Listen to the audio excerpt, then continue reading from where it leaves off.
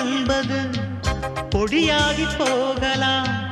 பொன்னாரமே நம் காதலு பூலோகம் தாண்டி வாழலாம். ஆகாயம் என்பது இல்லாமல் போகலாம்.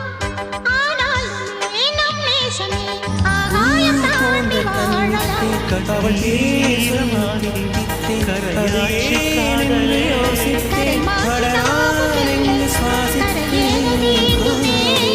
நாளை காலம்